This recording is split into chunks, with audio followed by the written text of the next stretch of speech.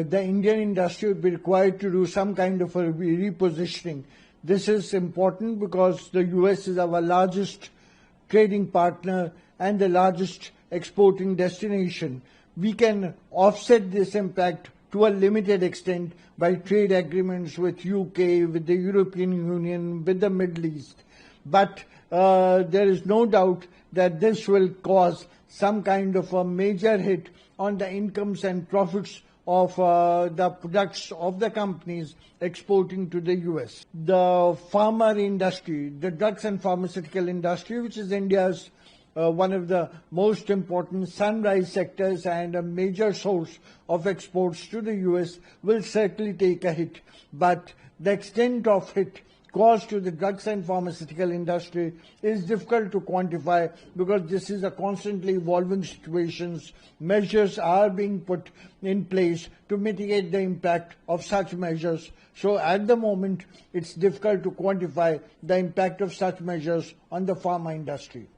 Mr. Donald Trump, the President of America, has announced that 25% tariff on exports from India to America.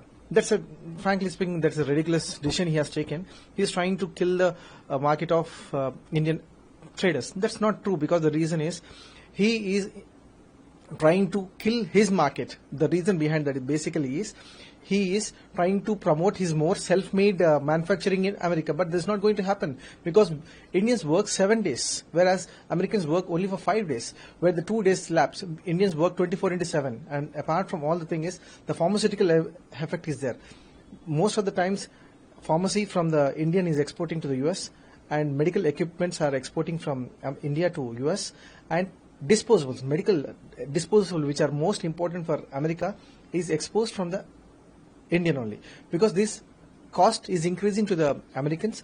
The reason behind this, the cost of the American is already increased, with which the appointments from one doctor is taking 30 days to 45 days, with which the cost of the consultation also charges increases more. So what my impact is, the Indian traders will route other countries. By the American, they can go for African countries, they can go for the European countries, they opt the other countries. But he's thinking that we are going to kill the Indian market. That is not going to happen. How do you foresee Indian Inc. reacting to this? Will they have to reposition America-bound supply chains? Well, Americans are thinking that they are going to kill the ecosystem, complete ecosystem of the supply chain of the exporters or the traders from India to the America. No, this is not going to happen. The reason behind that is we are not dependent only on one country, whereas we are trying to sell the same medical equipment or pharmaceuticals to different countries as well. We are not dependent only on America. Of course, the dollar value might be increased more, but one trader will try to take at least 4 to 5 different countries, whatever he is manufacturing. The supply chain only for America is not going to destroy. He is supplying to other countries as well. He can sustain, he can grow, but he will not depend upon completely on US. That's my call. I think it's a very sad day for Indian exports mainly, because India is doing more than $100 billion worth of exports and our surplus is more than $40 billion.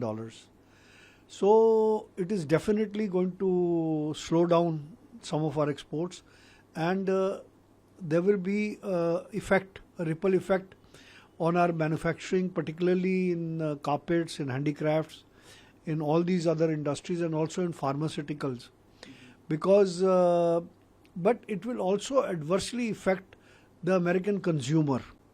As it is, when we are getting reports that a lot of American airports are now empty of tourists, and this attitude is, a lot of people, Indian tourists love to go to America. And Disneyland also has received quite a number less tourists this year. Similarly, exporters also travel quite a lot to America. And if India will have to diversify its export markets, because right now we are dependent quite a lot on America, and we will have to relook at certain Asian markets and also some of the European markets. And we have now a special FTA agreement with UK. So we'll have to look at other markets.